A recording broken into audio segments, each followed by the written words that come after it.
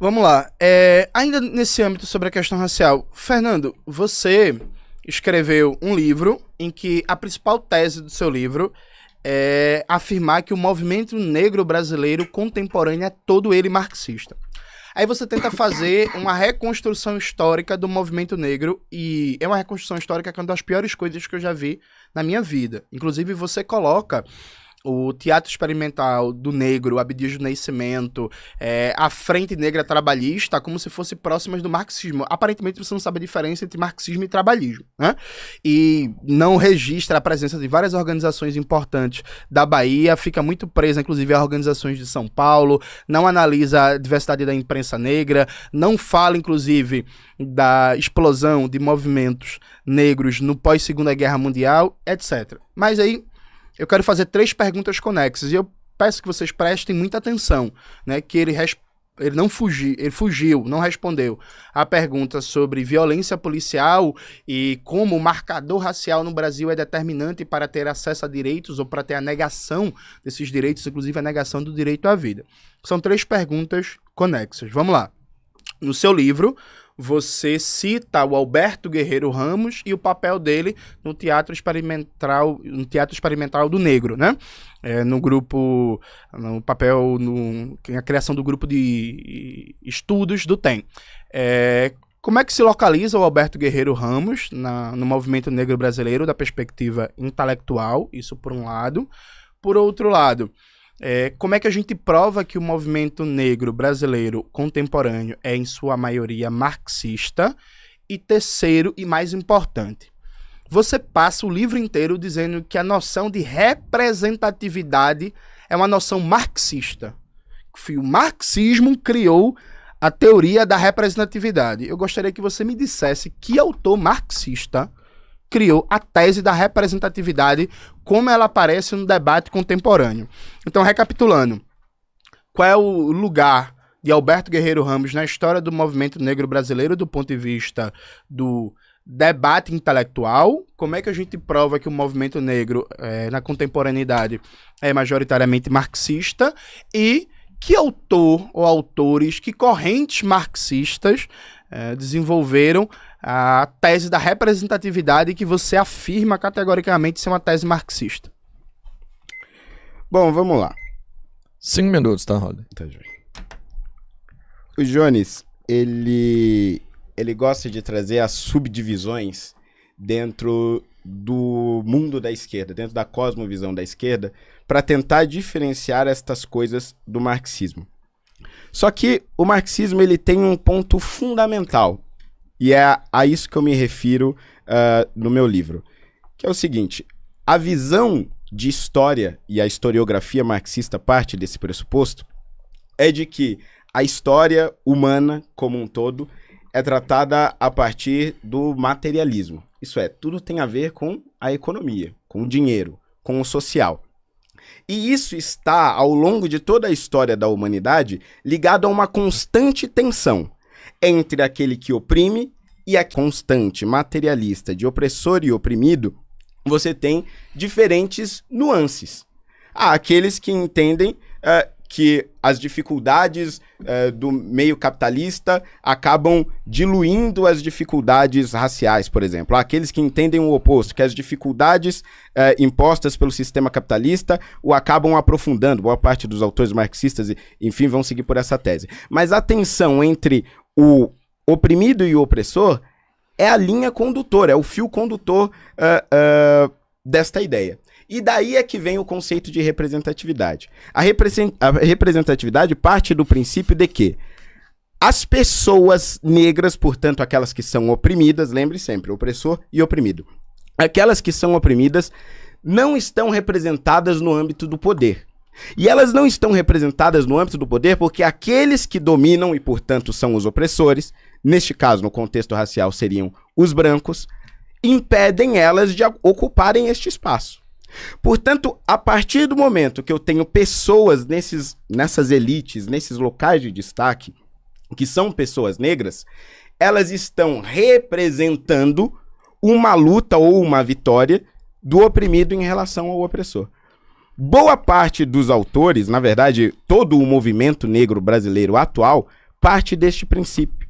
E este princípio é basicamente uma política do ressentimento. Porque a ideia do que, se você é negro e não venceu na vida, é porque existe um vilão, que é um opressor, que não quer que você vença. Este vilão é uma elite branca, hétero, cristã, que precisa efetivamente ser combatida. E precisa ser combatida das mais diversas formas possíveis. Existem aqueles que acreditam que dá para se combater somente por vias econômicas. Por exemplo, eu posso defender um afroempreendedorismo para que negros desenvolvam o seu próprio negócio e dessa forma consigam competir no mercado de trabalho, consigam competir no sistema capitalista. Mas eu posso ir para um outro extremo, citado até mesmo pelo Jones, no caso dos Black Panthers nos Estados Unidos, que chegaram a se armar e a defender uma supremacia negra. Porque eles consideravam o seguinte: a maior parte da história dos Estados Unidos foi composta por uma supremacia branca. Os brancos nos dominaram, os brancos nos oprimiram, e agora é a nossa vez de vingar. E vamos vingar com base na arma, vamos matar. Coisa que boa parte dos comunistas, inclusive o Jones, já defendeu publicamente diversas vezes. Portanto, quando eu me refiro à representatividade como um resultado da cosmovisão marxista de diversos historiadores, de diversos ativistas, é a isso que eu me refiro, ao oprimido e ao opressor. E aí é interessante dizer o seguinte: quando nós olhamos para a história do Brasil, nós percebemos que a pauta da esquerda e a pauta desses marxistas sempre nos afastou do real problema e, portanto, da real solução. O problema do negro e o problema do pobre no Brasil sempre foi a falta de educação pública de qualidade. Quando eles dizem o problema é a sua cor, o problema é a sua aparência, eles não te querem lá porque você é negro, porque você se parece assim, assado, e eles não te aceitam desse jeito. Você ignora completamente o problema fundamental, que é a educação no Brasil, a falta de uma educação básica de qualidade, e ignora uma outra realidade também, de que os pobres, sejam eles brancos, pardos ou negros, não conseguem alcançar o sucesso no Brasil. E não conseguem alcançar porque não há mobilidade social. E não há mobilidade social desde essa realidade que Florestan Fernandes está descrevendo aqui na integração do negro na sociedade de classe.